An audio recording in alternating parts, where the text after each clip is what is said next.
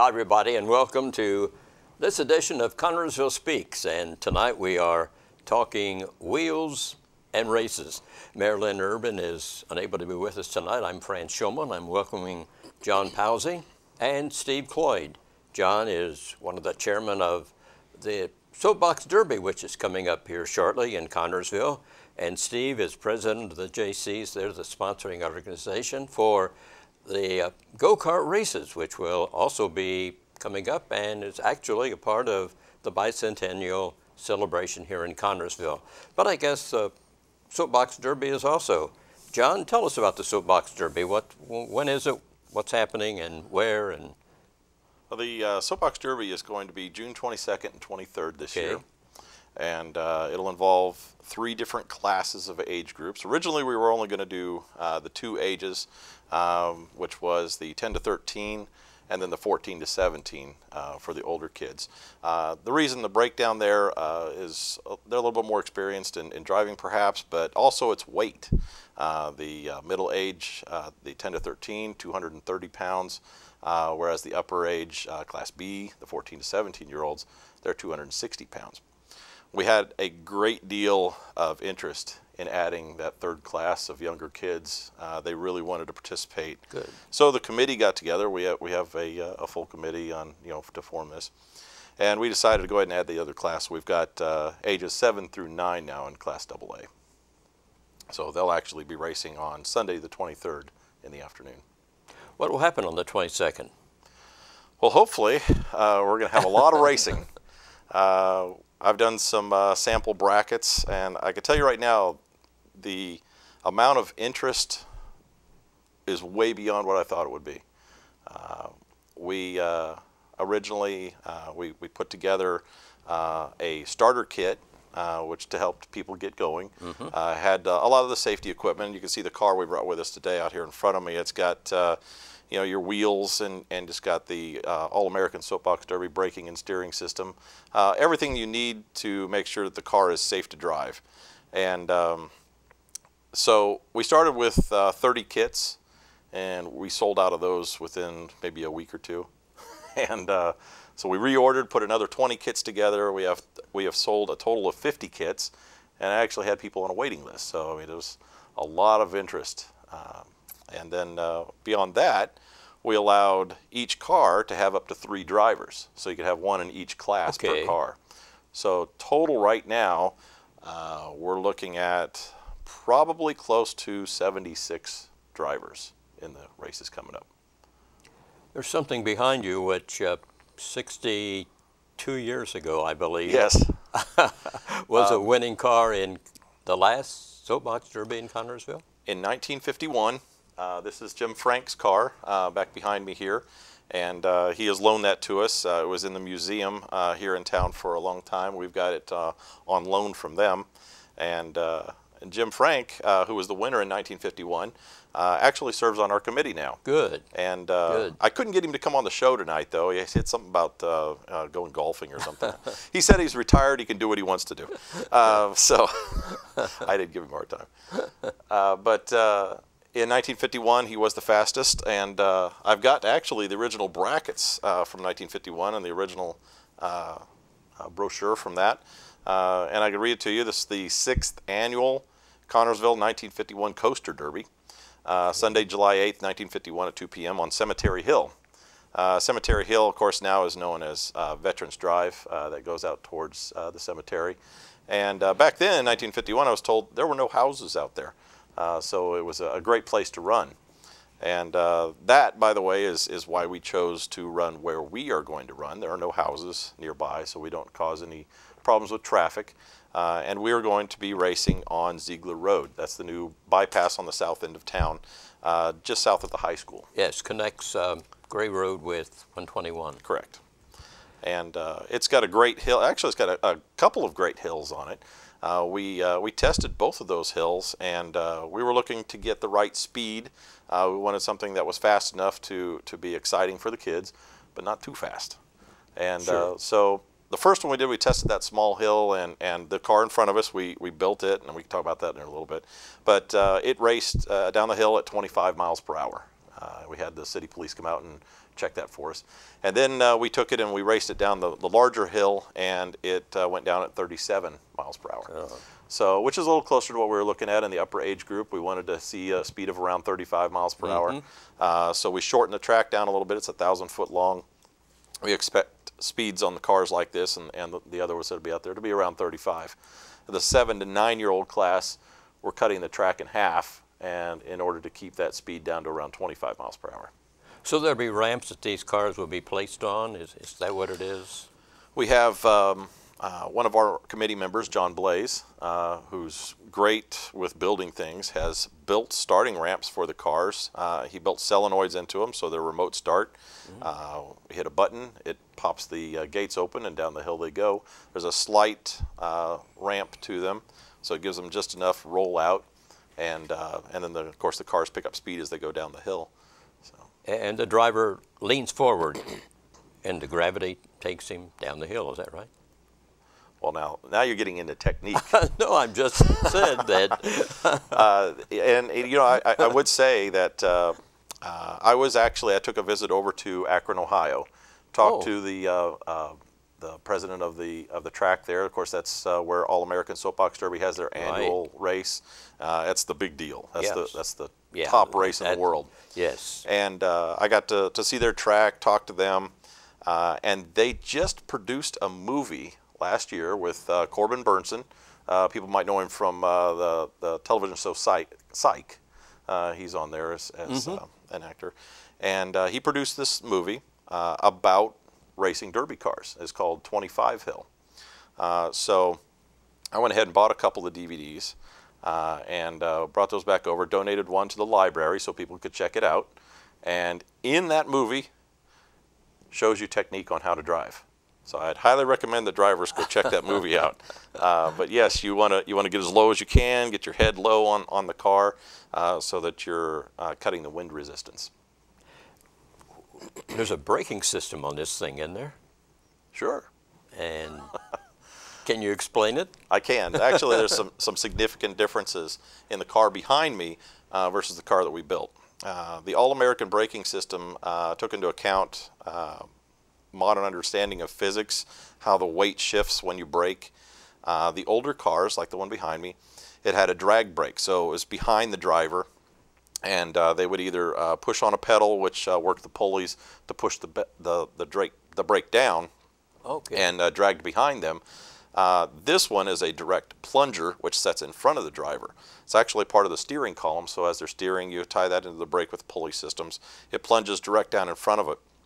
And what they found was that when they did the study on braking, that the weight shifts forward of the driver in braking, so the perfect place to brake is directly in front of the driver, which means that these things brake really fast. And the first day of practice, April 27th, we kind of eased the kids into learning how to drive it, and then put them down the full length of the hill. We told them, when you get to the bottom, we want you to brake as hard as you can. Just stomp on that brake and see what you can do, stop in a short distance. And it was a lot of fun watching them go down the hill, because they'd get to the bottom, they'd hit that brake, and you'd see this giant blue puff of smoke come out behind the vehicle, and they'd stop almost on a dime. So yes, they have great braking and steering system in it. Do they have to stop within a certain length of time after they cross the finish line? In a certain distance, yes. Oh, okay. And we required them to brake when they were practicing within 50 feet. It'll be slightly more than that on a rollout, and we'll have safety barricades in place so that if for some reason brakes fail, they'll hit the safety barricades. Okay. But yes, they will need to stop in a certain distance. Okay, good. Steve, John's worn out now. I want to talk to you a little bit. You've got the Go-Kart races coming up on when? It'll be the opening Saturday of the Bicentennial, the 29th. Okay. All downtown, local, 5th. Yes. We'll run from 5th and Central to 6th and Central, over to Western, back to 5th Street, and then right back to Central. Unfortunately, we will cause some traffic problems. Downtown's going to be blocked off for probably roughly about 8 hours that day. We'll start about 10 o'clock, run till probably practice till about noon, take a break, and then come back and run from about 1 to roughly 5 o'clock, depending on how long it takes us to get 30 drivers. There were 30 carts this year. It's all local, mostly local businesses. There's a couple. Okay. There's a PTO involved. I kind of got through into this, so I got a short list. I'm going to miss a couple people, but Stamp Manufacturing ended up being our corporate sponsor. Helped us out big time.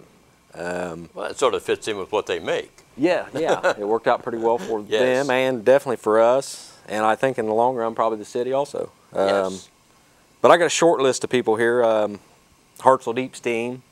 And also Mike, he helps us out a lot with our Christmas party too. We have a Christmas party at the end of the year. End up having it at his place. He has a party already set up for his workers on Saturday, and then we spend some money and take basically 20 kids down there to play, feed them, and get them some gloves, hats, jackets. That's great. Yeah, I think he's with the Fuel Project right now. We had him on Connersville Speaks really a few shows ago, and he was talking about that. That's great. You're talking about a lot of local people. Isn't that different from last year? Yeah, this year we had some scheduling problems, so we switched around some organizations and ended up dropping the actual race itself because of competition, basically. But they're bringing the carts down to rent out, basically, and that Saturday they'll have all the barriers set up. Basically, all we had to do was supply drivers. Should be, I think it's going to be great, yeah. It's all going to be local people racing. Hopefully they bring their families. You know, last year's, it was 102 or 3 degrees, so we had a limited crowd. Yes. And I think people will want to come watch local people more than I'm sure some guys they don't know. For the benefit of our viewers that aren't familiar with what we're talking about, John, do we have some pictures of go-karts?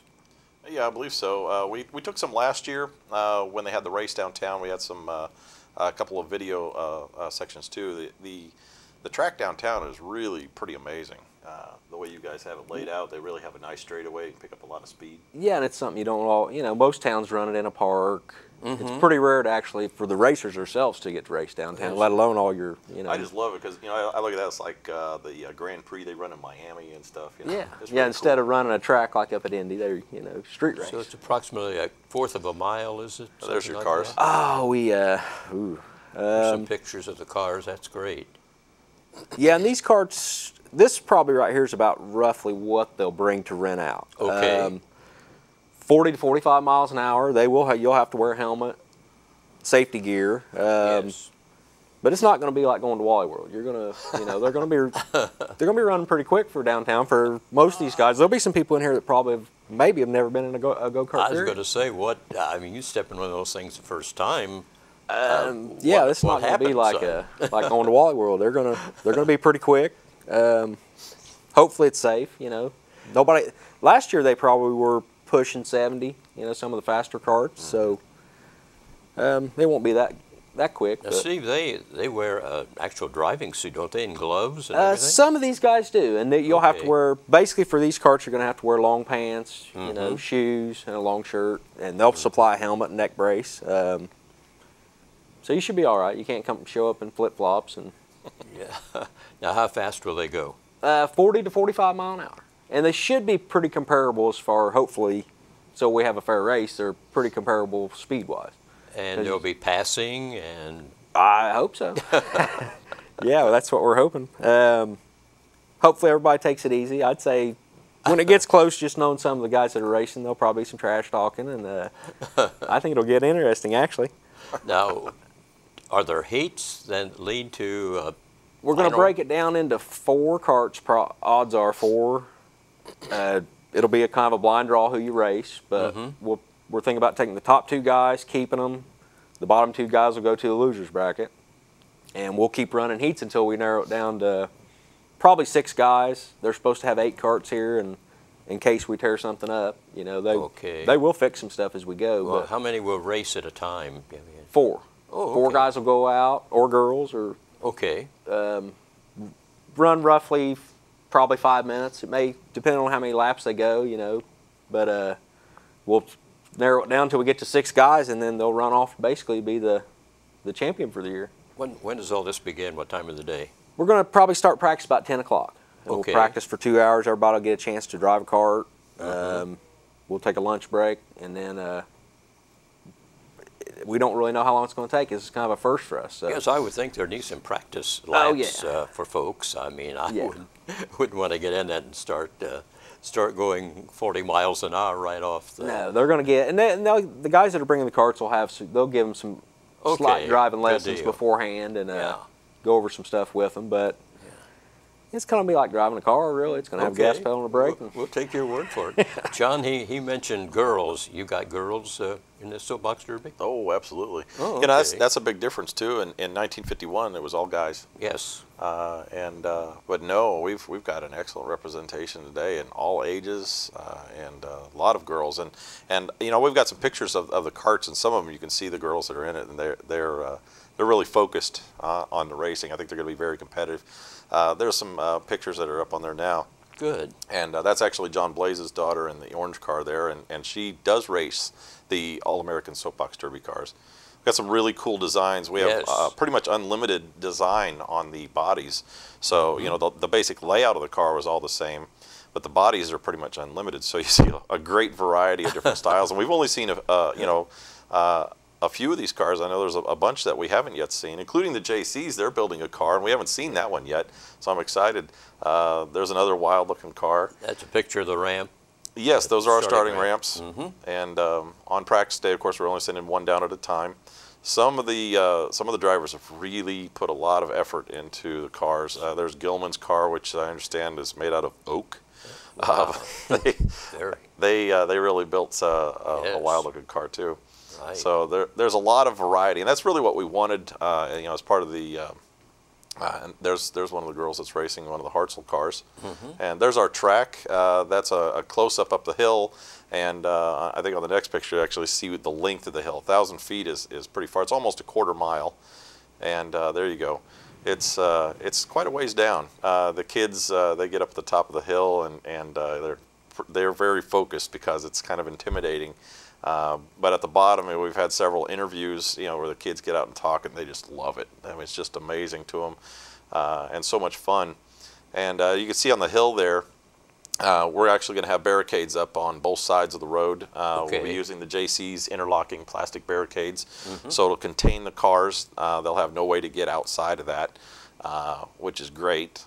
Before that, we were looking at having to bring in some straw bales all the way down, a lot of weight, and moving those. Yeah. So you've Big done it mess. every year. It wouldn't be as bad out there, but a big mess Yes, to clean up. it is. I'll It is a bet. lot of mess. So we're really happy to be working with the JayCees on that, and be able to have the opportunity to use those plastic barricades, because they're a whole lot safer too, to be able to keep those cars contained in the area, and of course, what you saw on the hill there, there'll be 2 cars running at a time. Okay. And we didn't really talk about how the race is going to run yet, but it'll be a double elimination. So you'll have one car in the left lane, one car in the right lane, both go down at the same time. We have lasers at the bottom detecting off the wheels. Okay. So as the wheels cross the finish line, whoever crosses first detects on the laser, it'll indicate on the lane, and they will advance. We also have the losers bracket. Good. So even if you lose, you have a chance to come back and win again. So it's kind of a double elimination. It thing? is double elimination, Okay. yes. Okay. It can take a long time because in the middle class, the 10 to 13-year-old class, I think we have 36 registered drivers. So, And what's the age again of these youngsters? well, we've got 7 to 9, and then 10 to 13, Okay. and 14 to 17. Oh, gee. And again, you mentioned weight. When does this happen, and so on and so forth? They're All the cars are a Weight. different weight scale, and Oh, okay. weight kind of limits your speed. The more weight you have, the faster your car yes, can go. yes. So in the youngest class, we're down to 210 pounds, then we go 230 pounds, 260 pounds. That includes the car and the driver. It does. It's Okay. a combined weight. Okay. And we test that as the drivers come up. They'll they'll go through scales, check that out. Then they'll go into the inspection process, make sure the car is ready every time it comes through there, make sure everything's tight and safe, and then they'll race down the hill again. Are the entrance times ended? Can youngsters still enter, or is that time expired? That actually ended March 15th. Oh, okay. That does not mean that they could not still participate, and here's why. We actually have the final qualification day, and I should probably clarify that. In order to give these kids experience in something that hasn't been seen in Connersville for 62 years, Yes. we thought, well, we'll have a practice day, we'll have another practice day, and then we'll have a qualifying day. And the way that that's going to work is the practice days were designed to just give them a short distance, slow speed run. So that was just about half track run. Qualification is full length run. Of course, the 7 and 9-year-olds are going to be half track anyway. But full speed on the qualification runs, you had to stay within the cones and stop in a certain distance at the bottom. It's really not too hard. It was more about giving them experience. And we have one more of those days left. Excuse me. So we were going to be June 1st. That's this coming Saturday from today. But we've got a huge amount of rain coming in. We had a committee meeting tonight. We looked at that and went, no, let's just move that. So Good idea. we're going to move from June 1st to June 8th. So if you're one of the 16 or so that hasn't qualified yet, June 8th, that's your day. So we're going to move it a week back, and that'll give them a chance to finish up their qualification runs. So you have to qualify to be in the race itself. So of course, all the cars that we had were sold, but because there's 3 drivers per car, we may have a late edition. And if they were to join in, by the 8th, we could make an exception for them. Okay. So we'd have to give them a short practice run first, get them used to the car, and then we'll qualify them. Did I see a steering wheel in that car? Probably not. So that means a steer? There is a steering wheel in there. Oh, is there? It's a butterfly steering wheel. It goes perpendicular, so you hang onto it like this, and it steers about this much. So not a lot of play in it. There's very little steering in the car. As a matter of fact, it's got steering limiters. So you really can't move the steering too much. We don't want kids to have the ability to steer off the track. I see. Because it's a straight track. So the ideal race is actually to not steer at all. It's just perfect straight down the road. It's harder than it looks. The old car behind us, I thought, looked like it could be, the wheels could turn more. More, yes, they did. That's what I thought. They also didn't have the safety, the features to limit the steering. Part of that is to keep the kids from being able to steer too much. The other part is that if they hit something with those wheels, it would drive the wheel back into the car, which could actually bring the front steering up into the car and maybe injure the child. With those steering stops inside the car, they can't do that. So if it hits something, it'll just bend, it'll stop there and protect the driver. So do we have some film on making one of these cars? We do, actually. Okay. If the fellows... we put some photos together, and this is what we did. We wanted to see if we could, first of all, build a car affordably. And we were shooting for around $250 for the car. And here we just kind of took some blueprints and ideas from the internet and started working. There's our base construction. You can see it's got the blue column in the middle. That's the All-American steering and brake system. Then we've got the axles and the wheels. The wheels we actually were able to procure from a company in Northwest Ohio, about 5 hours from here, at about half the cost of other wheels that are on the market. These are 10-inch wheels instead of 12-inch wheels. The bearings inside are very fast. They're very competitive with the All-American style wheels, which are 12-inch. And so that's where we started. We created the base floor. Then we worked on the sides. The sides would include, we used Luan, which is very lightweight and it's flexible. So for a simple design, we just created 2 sides and joined them together. And then after we had that together, then we would work on the top surface, which is what you see here. There's Jim Frank in the background of that picture, by the way. Is this the car in front of us that you're making? It is, actually, okay, yes. Good. And then there's the final finished result before we had it painted, which, by the way, thank you very much to Goalie's Body Shop. They donated the painting on this. Excellent job. And hand painted the flames on it, which you can see in that picture. So I actually talked to him and when we were doing this, and they were very happy to donate doing the flames on it. And the artist there, he was like, "Now can I put skulls in it and stuff?" I'm like, "Come on, it's a kids race, you know." He's like, "Oh, okay, fine." But he did an awesome job. I mean, that's a fantastic paint job. And I think you'll see a lot of stuff like that. There's a picture of the some of the committee members. Okay. Which talk we about had. them? Yeah, we've got Joe Minerick there on the left, and of course Jim Frank just beside him. John Blaze in the middle, and then his daughter Crystal Blaze. Okay. And there's me on the other side. Yeah. And who's not pictured in there would be Bryce Eklund. He wasn't able to be there that day. And Jim Eklund. Those are two from. They're related to Lynette Eklund, which is Eklund Crazy Acres. Right, and the float builders for the. Correct. She's in charge of the bicentennial parade. That's right. And so she's got a lot of work that she's been doing on the bicentennial too. Now, will this vehicle be in the race?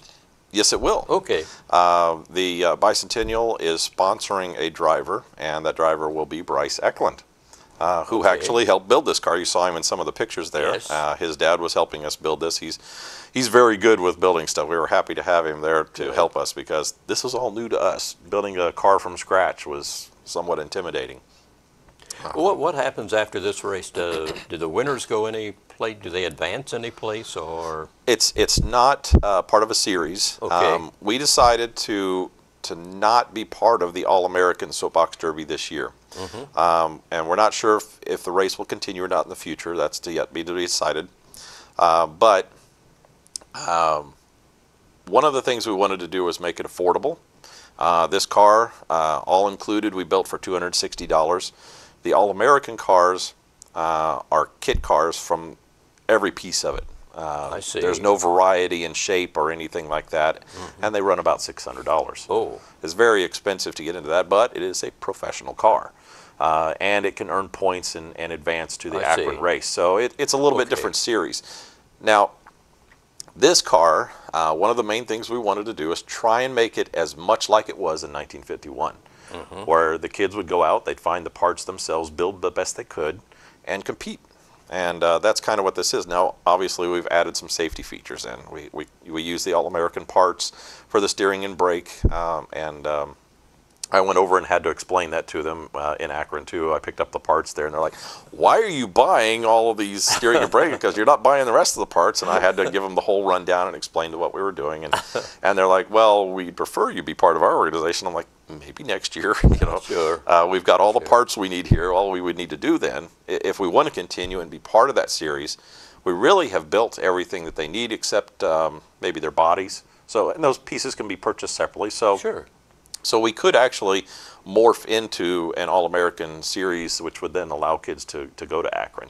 Earlier, you saw the picture of Crystal Blaze on there, like I mentioned before. She does compete in All-American. She runs Super Stock. Oh. Those are very different cars from what this is. They're very narrow. They round off on the front and rear. They basically are the ultimate in aerodynamics over, you know, probably about 65, 70 years worth of learning how to make these cars go fast. So they're very competitive. By the way, we did race this car against her car. It's very competitive. Hey, great. So we were pretty happy with how fast it went. And a lot of that has to do with the wheels we're using. I can't tell you enough how good the bearings are in these wheels. So and all the cars have those wheels. They do. All the wheels are exactly the same. Okay. They're sealed bearings, so really you can't do anything to them. You can't really, you know, I suppose you could squirt some graphite in there, but I don't think you're really going to get much of an advantage because it's sealed. So it'd be tough to get in there to do anything to them. And like I said, they're excellent the way they are. And the finish on the car is very shiny. I'm sure that this is something the youngsters are looking at. The more wax I put on my car, maybe the faster it will go. And well, that might be. I think it has more to do with driving a straight line down the road than the car being super aerodynamic. Now, obviously, if you put something down the road that looks like a Jeep, it's obviously not going to go very fast because it's going to be like a parachute. Sure. And the more you can get your body inside the car, the better off you're going to be. What kind of safety equipment do these youngsters wear? Well, they're required to wear a helmet. Okay. A lot of them, and you might have seen some in the pictures there, they're Yes. wearing a motorcycle helmet. It needs to be fitted for them, so it needs to be child-sized or to fit their body. And they could use a simple bicycle helmet. That's okay, as long as it's fitted and it's not loose on their head. Outside of that, they're required to wear shoes and just to be safe. You know, there's no pads or anything required. We do require, of course, that the cars be completely enclosed. There has to be padding around the outside edges of the car. So we try to make it as absolutely safe as possible. I don't want you to make a commitment, but I think it's a lot of work to go for 1 year, so I think you guys should do this again next year and the year after that and the year after that. Well, I tell you what, like the committee has said, we talked about this, we will have to have people step up to help. Sure. What we did this year, most of the work to design this was with just 3 guys, and I'm sure you're familiar with that. It's hard to get people to really get focused and really put an effort towards organizing. And anytime you do a race like this, it just takes a huge amount of organization. Oh, yes. And a lot of time. And the more people you have, the easier it gets. So what I'd like to see is a local organization sponsor the race. And I don't know who that would be, but if we could, then you know, I would work with them to make sure that it continues. Yeah, I think it would be a great deal of interest generated from this, John. I really do, and you may be surprised at how it will be continuing. Hopefully. Well, I know that everybody will want to, so that's my goal. Steve, let's go back to your event on June the 29th. Little Detroit Grand Prix, I think is the official title, isn't that right? We dropped Little Detroit out of it this year, okay. actually. Right. We're just calling it the Connersville JayCees Grand Prix. Sounds good. That sounds good. Have you got some more sponsors you'd like to talk about? I can give you a list of, like I say, most of these people are local. Everybody's going to know them. That's great. You got Mike Hartzell, Rob Wilson, which is in JayCees, which was supposed to be here tonight. Wilson Lawson Myers, Ozzy's downtown, the Bar and Grill, Don's Auto Sales, which is my family business. The farthest person outside of town, I think, was Rushville Automotive. Has a place in Glenwood and Rushville. Greg Hoagland, Hoagie's Auto Repair, Rip Burger's Auto Repair, which they could be loaded up. They got Joey Paxson. I don't know if he's going to drive their car or not. But, yeah, I've seen Joey's vehicle, so now he'll have to drive. He'll have to drive our cart, one of the official ones. Huh? Yeah, he's not going to be an amateur if he's running their cart. Tim's Muffler, Tim Schnelly. The Maplewood PTO actually has a cart. Hey. I don't know who's driving theirs, but that's great. Family Realty has a cart. Gossett Customs, which is Brent Gossett. He's going to help us out with some straw. Andy Yaryan's Eye Care. Shane Golf, Shane and Charlie, I'm not sure who's running theirs, but they got a cart. Michael Falk, I don't know if he's going to make it back in town to race his, but he's got a cart. Rusty Gettinger and his son, Gettinger Excavating, have a cart. Stan's going to run 4 carts. We give them part of it. I guess there's a couple guys that know some people, so possibly, which I don't know that's going to happen, but they're trying to load up a race too, or load up a driver, I guess. First Merchants Bank has a cart. Falmouth Farm Supply, Nick Del Thomas. Sapa has a cart. Integrity Metals has 2 carts. I think the guys wanting to race the boy that works for him, I think, they're in on it. They want to see who's going to win. Fayette Tool has a cart. The radio station has a cart. And they're going to do a 2 DJs from Connersville and 2 DJs from Richmond they're going to have a special race. Just those 4 guys are going to have a little shootout for bragging rights. Great. And I think Ryan Lynch is getting a cart, and I don't know where it's going to as far as business-wise, but he's going to have a cart. And I know I missed about 4 or 5 people but like I said, I kind of made this up off the top of my head here. Yeah, well, in about 10 minutes. So. That's quite a roster of businesses. We filled all 30 carts pretty quick. That's good. Like I say, we got about a month, and we're out. Unfortunately, I guess it's fortunate but unfortunate. You know, it's a little restricted on time, so we had to limit it to 30 carts. What kind of awards will there be any awards presented, or are you... I'd say bragging rights, and the winner's probably going to get a trophy, some kind of traveling trophy, where if we do this again next year, like I said, this is our first year for actually doing the local race and having rental carts. So if it turns out good, which I think it's going to, we'll probably try to do it next year and have a traveling trophy. Let's hope the weather cooperates, and it's not I'm not sure on these guys whether they have any restrictions on the rain. Last year, the actual racers didn't. If it rained, they put on rain tires and they raced regardless, as long as it wasn't bad storms. I would say it's going to be up to you. If you don't mind getting wet, you're going to race. If it's raining, now if it's storming, we don't have a makeup date, so I think the Sunday was open. I don't know if they've done anything with it, but because our race was originally going to be a Saturday Sunday event, and now we're down to just a Saturday, so just hope for no rain. Good. Phone number is 825-3245. If any viewers have a comment or a question for either Steve or John, I'm sure they'd appreciate speaking with you, because these are a couple of events coming up. John, how about the awards for the Soapbox Derby winners? There's going to be quite a few, actually. Yeah. We'll, of course, have trophies for first and second place in each category, so there's 6 trophies there. The mayor is going to present a Mayor's Choice Award in each class. Okay. And then we've got Eklund Crazy Acres will have an award for craziest car design in each class. And then finally, we have a trophy awarded from the Best of Show by Showtime Cinemas. And that'll be one for each class, and I'm pretty sure it comes with some movie passes. I'm trying to twist their arm there. Okay, well, when will the awards begin? Both days or just one day? We'll be doing the awards immediately following each one of the total heats. For instance, on the 22nd, we'll start off at 9 a.m. With the B class, the older kids. That'll finish up about noon, 12:30. We'll do an awards ceremony. And then we'll start the Class A, which is the middle-aged group, the 10 to 13-year-olds. As soon as that's over, of course, we'll do their awards ceremony. And then the following day, the 23rd, Sunday afternoon, we'll do the AA class, the 7 to 9-year-olds, and then have their awards ceremony. I noticed back in 1951 there was a wreck, and a young guy by the name of David Walters, he was 8. He was injured. Do you have any details on what happened? Very interesting there. There were actually 2 wrecks that year. Oh, okay. And I tell you what, when we first started doing this, one of the main concerns I had was that it's safe. And I researched the 1951 race, and I found that there were 2 wrecks. One, that the steering went out on one of the cars and it wrecked into the crowd standing on the side. And there were minor injuries there, nothing major. Okay.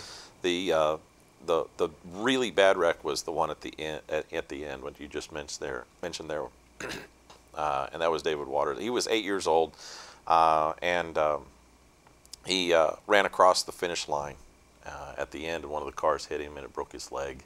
I see. And you know, the funny thing is he's I think he's almost 70 years old now, and he called me. And he lives in Virginia now, and he says he is so happy to see the race come back, because he's thought all these years that he was the reason they didn't have any race again. Oh, gee. And so he's going to be here for the race. He's coming back. He is, yes. And so I'm excited to see that.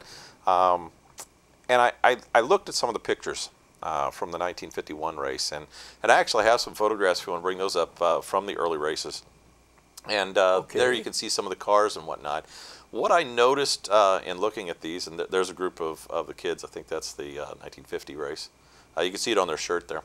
And what I noticed is that safety didn't seem to be really a priority in the late 40s and 50s. I saw one picture where, and that's kind of a good example of it there, the crowd just stood on the side of the road, and sometimes in the road. In the final race, they were standing so close that the racers almost didn't have a place to drive. And there were, as far as I could tell, no barricades. And so that was one of the things I started looking at, was how do we protect participants as well as those who are standing on the sides watching. There's the 1951 car, and there's Jim Frank there in the front, 21, I believe. Right. So what we've decided to do, other than using these, there you can see how the people are standing right in the road. I mean, wow. So we're going to use plastic barricades, so you can't do that. Okay. There will be barricades between the people and the cars. And then, to keep people off the barricades or going over it, we're putting up plastic fencing, which the JayCees are letting us borrow from the day. We'll wrap those around barrels, and it'll be a nice wall where you can't go out on the track. What I like to say is that we'll be putting the drivers inside a plastic box. So we'll have barricades on the left and right, and that'll contain those cars. And we've, of course, got inspections, a lot better on steering, braking, things than the 1951, I hope. Yes, safer although we vehicles. did start with this car behind us and really look at how it was built and designed, and then tried to work on improving that and using the newer stuff too. But the 1951 race was pretty exceptional, and unfortunately it was the last race. Nobody knows for sure why they didn't continue it. Some thought because of the injuries. They'd never had any injuries like that before in a race. Obviously it was pretty difficult. Now, like I said, I talked to Mr. Waters. He says he just felt terrible about that. And he said he couldn't help himself. He remembers it very well. He was 8 years old. He saw his sister on the other side. He was so excited about the race. The race was pretty much finished. He took off running across there and ran right in front of one of the cars. And but he's very, very excited that the race will be back for the bicentennial. And it's very important to him. Well, his dad is Max Walters, who is well known in Connersville. That's right. And I think it'll be a great day when he gets to come back to see this. I'm sure. He's very excited about it, and I'll be glad to see him here. Speaking of the spectators, where will they be now? I mean, well, that's an excellent question. Let me tell you about the track. Ziegler Road will be divided. We'll have the course in the middle. On the south side will be the return lane, so the cars will come back up that lane on a trailer. On the north side, which will be the kind of the paved berm and into the grass, that's about 8 to 12 feet of space there. That'll be for people to walk up and down the course. Okay. And we'll have the tent at the top, and they'll be able to go back into the pit area from there. And that'll kind of separate the people from the actual race course, but give them full access all the way up and down. Which, by the way, we will also have concessions, both at the bottom of the hill and the top of the hill. The bottom of the hill will be sponsored by the local biker church, Cross Point Biker Church. They'll have something at the bottom. At the top will be Higher Praise. Of course, their church is just around the corner there. So that'll be pretty convenient for them. Sure. So we'll have that covered on both ends for people that need food. Of course, it's an all-day event. We'll be out there. I'll need breakfast, lunch, and dinner, I think. So it'll be a very long day, but we think we've got everything laid out pretty well. Now, is this the hill closest to the intersection with 121? You're speaking about two hills. It is, yes. It's the one that is the furthest to the east on Ziegler Road, which is right there off of 121. And no, we're not going to drive around that curve. So I had a lot of questions there. Are you going to steer on? They're like, no. The actual race course the finish line will end there. There'll be a braking distance, and then they'll go around the curve to be picked up by the trailers. So people that drive, will they enter off of Gray Road? Is that everybody will enter off Gray, except for the volunteers. They'll come in, park at the bottom of the hill, and of course we'll have handicap parking at the bottom of the hill as well, so they can enter at that point. All right. At the top of the hill, all the drivers and anybody that wants to come and watch the race, and by the way, the race is free to watch, so I encourage everybody to come out and watch that. They enter off of Gray Road onto Ziegler. You'll be directed on how to park. We'll actually be parking on Ziegler Road all the way back for spectators, and then the cars, as they come in, they can come up and drop them off at the top of the hill, and then they'll be able to park there in the Higher Praise back lot. Good. Good. Sounds like you have everything under control. Well, I sure hope so. I don't know. See, speaking of spectators, where will they be? Where will they be? And it's all free, no tickets, no admission. The courthouse parking lot will be open for parking. We will have the streets shut down, so there'll be some half streets for parking. But the city parking lots aren't that far, you know. Sure. What about the pit area? Where will that be? And we're going to pit inside behind the Wilson Lost Myers, just inside the block, basically. All right. Inside the 5th, 6th Street block. We'll allow the people in there. Hopefully it's a family thing, really. All your local people bring their families down. But everybody will be allowed in between races. When the races shut down, we'll open the track up, allow people to cross. I believe Ozzy's is going to be open and have some barbecue going. So there'll be some food. We have one vendor going to be on the outside of the tracks, probably not really serving lunch, but more ferry food. Yeah, it's free. And like I say, if the weather's decent, people will come. If it's 100 degrees, we'll probably push it again. That's right. But I think, did you talk about awards would be bragging rights and some trophies, you said, right? There's only going to be one winner. Oh, okay. So the winner's going to get bragging rights and some sort of traveling trophy to take with them, basically, hopefully, to bring back for next year. Okay. You know, if we're able to do it again next year. Yeah. But it's all local people. They got part of their deal was they got a banner made, which will be hung up for them down at the race. We just had a golf tournament, 21 teams, and we hung most of those banners out there. They get their own pit crew, basically. They get 4 shirts, personalized. Okay. So just a driver, and anybody can race it. If they make it and keep qualifying and keep winning, then they can keep swapping drivers if they want. Okay. So I think a lot of them will split it up probably. How many times will they go around the course on a race? Can you tell us? I'm going to say roughly it's probably going to take them 20 seconds maybe to run a lap, would be my guess, running that fast. I'd say you're going to run somewhere 7, 8, 10 laps in that area. Each heat, the practice, you know, we'll just throw them out there and let them practice till hopefully they feel comfortable, you know, pretty quick. But yeah. This company bringing the cars, tell us about them. It's actually a race. It's actually the organization. Okay. It's Indy Karting Association. They were set up to do the race on the Sunday too, and like I say, we got some competition. So a lot of the guys that race were going to a different race. So this is part of their deal. They have rental carts that they bring with them since they only race one day. Okay. They only race on Sunday, so they brought down these carts for the Saturday, and basically you can kind of do what you want with them. How are they powered?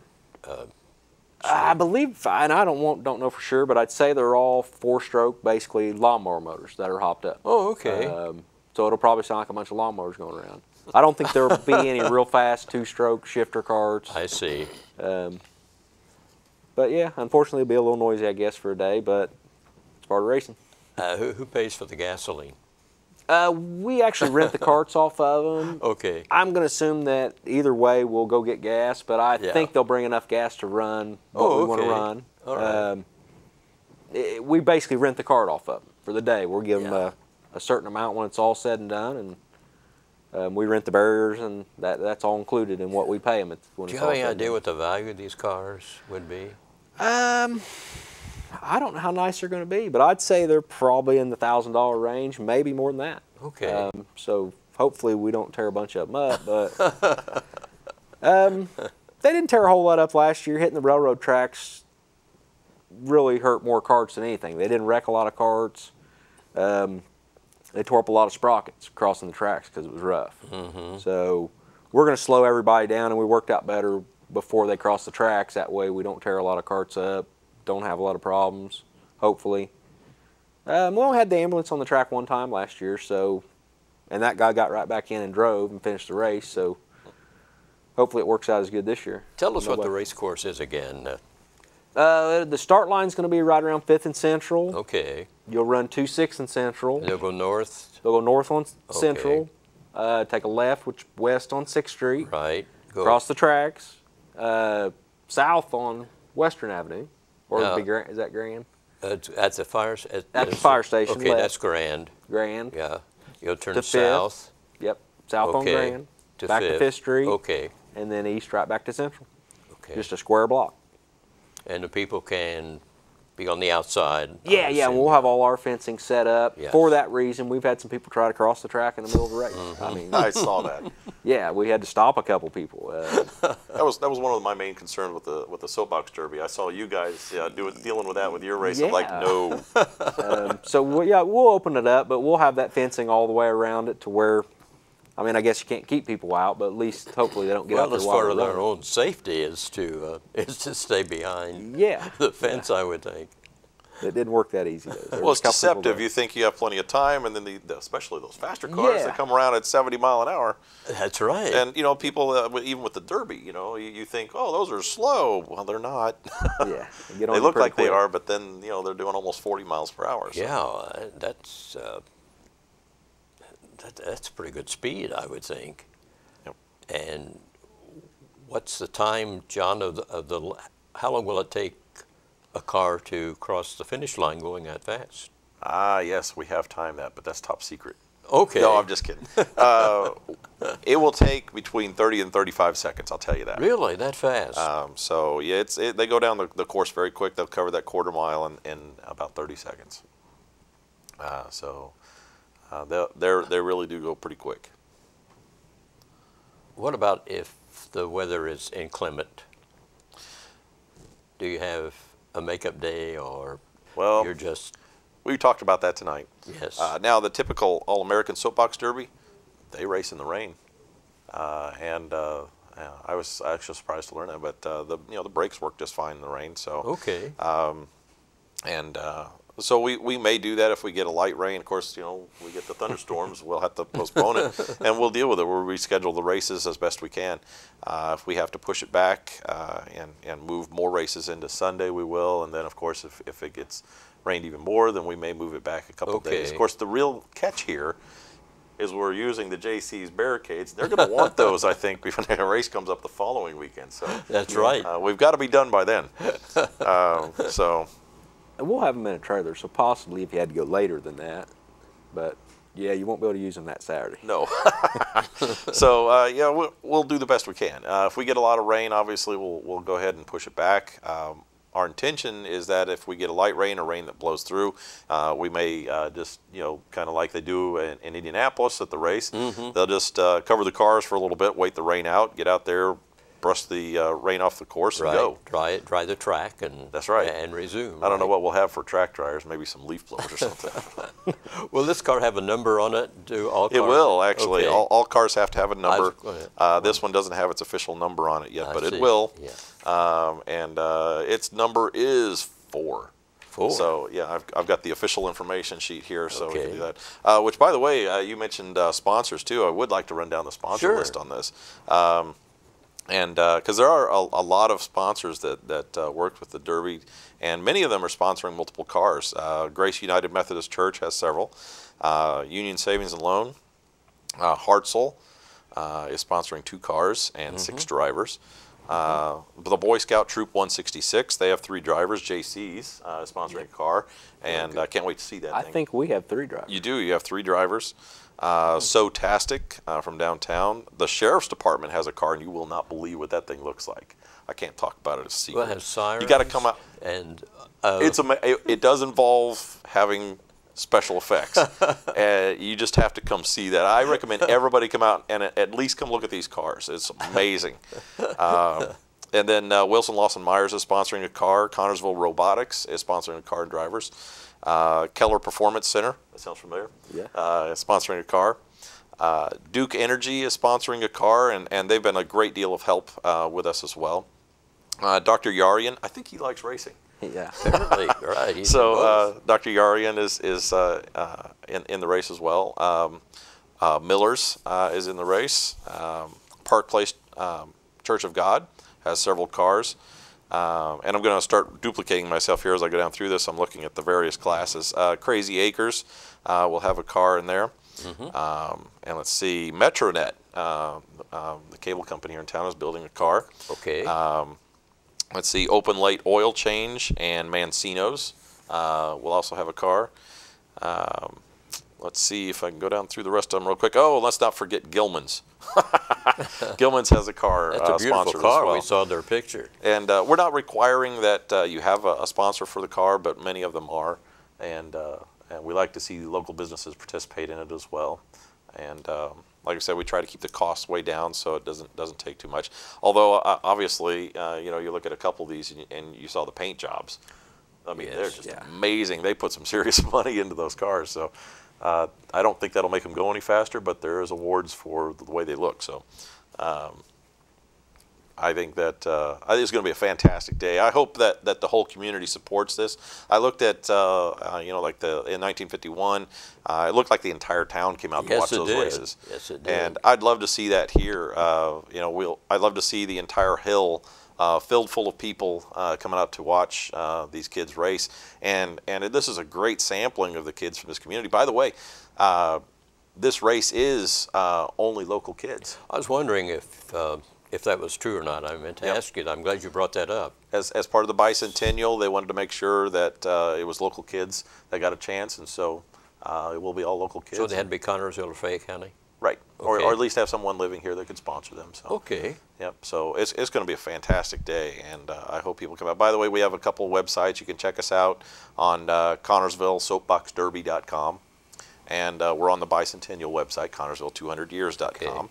And we're also on Facebook. So if you look us up on there, we're Facebook / Connersville Soapbox Derby. So. And again, you've moved the final qualification day from this week to June 8th. June 8th from 9 a.m. to 1 p.m. That's contingent upon the commissioner saying I can close the road. So I'll go talk to them Monday and we'll see. Hopefully and again, you have to participate in that, right? Yes, you have to qualify. We have 16 racers from our sheets here that are yet to qualify. Okay. And I'm sure they'll be there. Of course, we have the JayCees racers. Yeah. We'll get them. Okay, so if they don't, they don't That's true. participate. You have to show proficiency, you know, in order to race. It's about safety. How many volunteers have you got working with you? Not enough. We're hoping to have 40 volunteers that day, and if you do want to volunteer, please call me, and just call the television studio at channel 3-825-3245 and talk to me about volunteering. Well, it takes this many people to operate it, doesn't it? I mean, with your finish line and your starting line. Lot of safety involved. Mm-hmm. So, Steve, what about your people? How many do you need? Takes a couple people in every corner. They'll bring a couple people with them. Setting up the track, we've used actually the quarterback club. Some of the football players helped us out setting up bells. So I'm sure they'll be there helping out in the morning. I've already talked to Adam. So. And do you have observers watching the race? Actually, I'll give a shout to Larry Myers. He's announcing for us again. Okay, good. Probably do a little bit of scoring. I don't think it'll be electronic like it was. We'll probably do it the old-fashioned way, I guess. We'll have somebody stand there at the finish line taking pictures or making a call on it. Okay.